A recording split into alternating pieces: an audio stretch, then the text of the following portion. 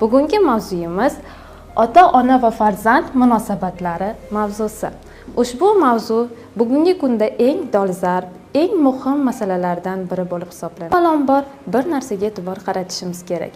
Bu yaxshi ko'rish masalasi. Ayrim ota-onalarimizga tajribamizdan kuzatishimiz mumkinki, siz farzandingizni yaxshi ko'rasizmi degan savolni beradigan bo'lsak, albatta farzandimni yaxshi ko'raman deb javob berishadi.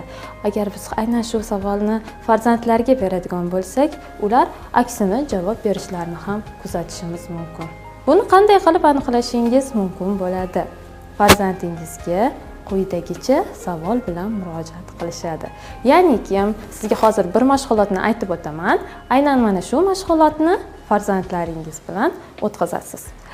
Sizning oilangizga yaqin bo'lgan insonlardan biri, u xoh qarindoshingiz, xoh sizning yaqin tanishingiz bo'lsin, farzandingizga ota-onang uchun sendanda muhimroq nima narsa bor degan savolni berishadi va ular farzandingiz ota-onasi uchun ulardan-da muhimroq bo'lgan narsani aytib o'tishadi. Bu esa sizning qanchalik farzandingizga e'tibor berayotganligingiz, yaxshi ko'rayotganligingizni ko'rsatib beradi. Yaxshi ko'rish nima qilish degan savolga javob beradi.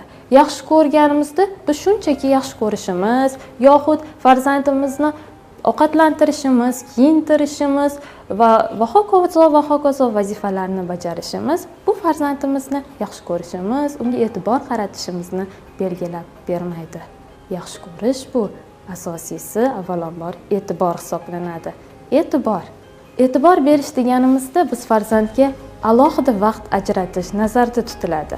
E'tibor berish ikki xil ko'rinishda aks etadi.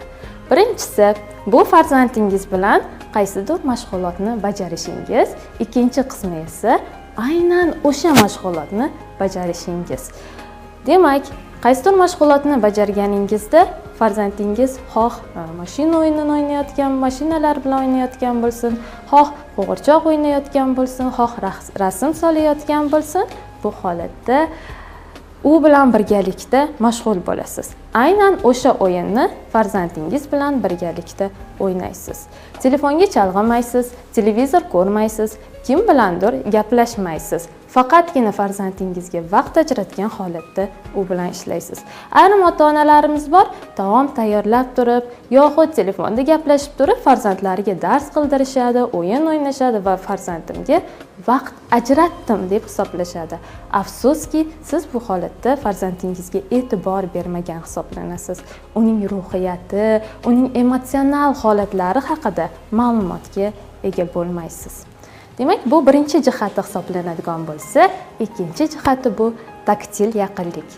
Bu ota-onalarning farzandlarini quchoqlashlari, o'pishlari, bu farzandingizni nafaqat bugungi hayoti, balki kelajakda ham uning ruhiyati, psixologiyasi sog'lom bo'lishida juda ham muhim ahamiyat kasb etadi va uni rivojlantirib, siz istagandek, siz xohlagandek farzand bo'lib yetishishida ko'mak beradi. Ikkinchi jahon urushidan so'ng ota-onasiz qolgan bolalarning ayrimlari sog'lom bo'lishgan, juda ham kam kasalliklarga chalinishgan, ayrimlari esa juda ham ko'p kasalliklarga chalinishgan.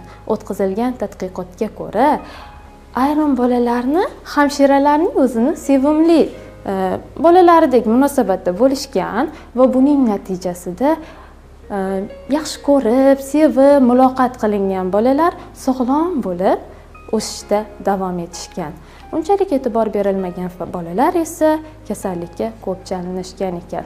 Demak, o'z-o'zidan fikrlarimizni dalili sifatida ko'rishimiz mumkin. Bolaga qanchalik e'tibor bersangiz, nafaqat uning ruhiy jihatdan sog'lom bo'lishini, balki jismoniy jihatdan ham sog'lom bo'lishini, kamroq kasal bo'lishiga erishishingiz mumkin bo'lar ekan. Farzandlarning ota-onalarni e'tiborsizlik bilan tinglashlari. Nima uchun farzandlar ota-onalarini e'tiborsizlik bilan tinglashadi? Umuman farzandning ismini aytib chaqiriladimi yoxud farzandga nimadir masalada maslahat beriladimi? U sizning gaplaringizni umuman eshitmaydi, e'tibor ham bermaydi. Buning sababi keling sizning o'zingizdan so'rab ko'ramiz. Sizni doimiy ravishda tanqid qiladigan, har bitta harakatingizdan xato topadigan, kamchilikni aytib beradigan insonlarni o'zingizga yaqin olasizmi? Ularga o'zingizning fikrlaringiz, dardlaringiz, xohish istaklaringizni aytasizmi? Albatta yo'q. Imkoniyat darajasida ularni eshitmaslikka va ulardan uzoqroq bo'lishga harakat qilasiz. Xuddi shuningdek, aynan o'sha dushmanlaringiz, ko'rgingiz kelmayotgan insonlar, bu farzandlaringizda ham xuddi shu holatni sodir bo'lishini kuzatasiz. Farzandlaringiz ham imkoniyat darajasida uni tanqid qiladigan, har doim kamchilik topaveradigan ota-onasidan yiroqroq bo'lishga harakat qiladi. Xuddi shu holatni boshqacharoq amalga oshirishingiz mumkin. Keling, buni tajribamizdagi bir misolda ko'rib o'tamiz. Farzandingiz doimiy ravishda kompyuter o'yinini o'ynamoqda. Uni kompyuterdan uzoqlashtira olmayapsiz yoki oynajahon orqali ko'rsatuvlarni juda ham ko'p tomosha qiladi. Siz farzandingizga "Namuncha ko'p televizor tomosha qilding? Axir televizor ko'raverish yaxshi emas-ku. Bo'ldi, boshqa ishlaringni ham bajar. Qanaqa aqli yo'q bo'lasan?" deb tanbeh berishingiz mumkin. Yoxud "Bo'ldi, jonga tegdi, o'chir televizorni" deb urishib berishingiz mumkin. Yoxud farzandingizni oldiga o'tirib, uning ko'rayotgan ko'rsatuvi, uni o'ynayotgan o'yinlarini birgalikda ko'rib chiqishingiz, u haqida suhbat o'tkazishingiz mumkin bo'ladi. Farzandingizni o'yiniga o'zingizni qiziqishingizni bildirayotganligingiz, farzandingizni tomoniga o'tayotganligingizni, uning fikrlari bilan o'zingizni fikrlaringizni mos kelayotganligini ko'rsatib berasiz. Va buning natijasida farzand albatta ota-onasi bilan yana ham iliqroq, yana ham yaxshiroq munosabatga kirisha boshlaydi. Bu esa farzandlarni kelajak hayotlarida nafaqat ota-onalari bilan yaqin bo'lishlari, balkim o'zlarining dardlari, ichlaridagi hissiyotlari, muammolarini ota-onalari bilan bo'lishlariga sababchi bo'ladi. Ular ertaga do'stlari bilan maslahatlashishmaydi, dugonalari bilan maslahatlashishmaydi, xato ko'chaga kirishmaydi, balkim ota-onasi bilan maslahatlashgan holatda kelajak taraqqiyot tomon davom etishadi. Ota-onalar, maktab psixologlari, umumta'lim maktablari psixologlarining yoki o'qituvchilarni juda ham ko'p xavotirga soladigan yana bir masala bu bolaning yolg'on gapirishi. Nima uchun bola yolg'on gapiradi? Balkim yolg'on gapirishiga ota-onaning o'zi sababchi bo'layotgandir. Bolani o'zidan yiroqlashtirib qo'ygandir. Misol uchun aytadigan bo'lsak, bola maktabga bormagan. Uni maktabidan farzandingiz maktabga kelmadi deya qo'ng'iroq qilishgan. Qo'ng'iroq qilganlaridan so'ng ona xavotirga tushgan, farzand haqida o'ylagan, qayg'urgan, farzand uyga yetib kelishi bilan onaning g'azabi jo'shib, farzandiga qattiq muloqotda bo'lgan, qattiq muomala qilgan. "Qayerlarda yuribsan? Nega maktabga bormading?" deya bolasiga tanbeh bergan. Yoxud masalani yanada qiyinlashtirish uchun ota-onalar farzandlariga yolg'on, "Sochi maktabga bormadi." Bu birinchi masala bo'ldi. Ikkinchi masalasi esa uni yolg'on gapirishi, urishish uchun ko'proq sabablarni qidirgandek go'yoki. Ota-ona farzandiga savol beradi: "Bugun maktabga bordingmi?" Bola albatta "Ha, bordim" deya javob berishi mumkin. Buning natijasida ota-ona farzandini ham yolg'on gapirgani uchun, ham maktabga bormagani uchun urishib beradi. Sal boshqacharoq yondashish ham mumkin-ku axir. Ota-ona farzandiga uning yolg'on gapirishi uning uchun, ota-ona uchun naqadar ahamiyatli ekanligini ko'rsatib berish kerak. "Bolajonim, sening nima qilganing emas, nima xato qilganing emas, qanday qadam bosganing emas, sening yolg'on gapirishing meni ko'proq xafa qiladi" degan so'zlarni ta'kidlash kerak. Shunda farzandingiz sizga imkoniyat darajasida masalalarni, muammolarni aytishga harakat qiladi. Sening muammolaring, sening yechimini topa olmayotgan masalalaringni menga ayt. Ikkalamiz birgalikda hal qilishga harakat qilamiz.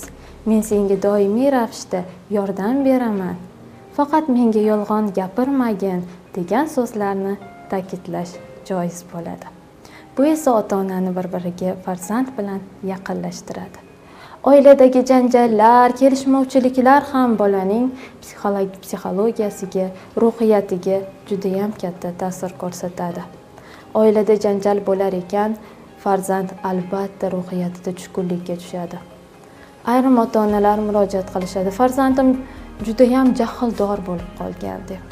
Albatta buning sababi ota-onaning oiladagi notinch muhitdir. Agar oilada hamjihatlik bo'lsa, sabrlilik bo'lsa, bir-birini tushunish bo'lsa, bolalar buni ko'rib, sog'lom, tinch oilada katta bo'lar ekanlar, ular barqaror hayot kechiradilar va kelajak farovon hayot sari qadam bosadilar. Keling endi ota-onalar qo'llashlari mumkin bo'lmagan iboralar va qo'llashlari kerak bo'lgan iboralar bilan tanishib chiqamiz. Ota-onalar tomonidan, kattalar tomonidan bolalarga qo'llash mumkin bo'lgan va mumkin bo'lmagan iboralar mavjud. Aynan shu iboralar bolalarni kelajak hayotlarini, ularning yanada taraqqiy etishlarini belgilab beradi. Har bir bola eshitishi lozim bo'lgan, muhim bo'lgan iboralar: seni yaxshi ko'raman, seni borligingdan faxrlanaman, sen menga juda ham keraksan, senga ishonaman, sen mening borlig'imsan, boringga shukr kabi so'zlar bilan bolani erkalatadigan bo'lsangiz, unga ijobiy munosabatda bo'lsangiz, doimiy ravishda u nima qilsa ham uni rag'batlantirib tursangiz, bu farzandingizga albatta ijobiy ta'sirini ko'rsatadi.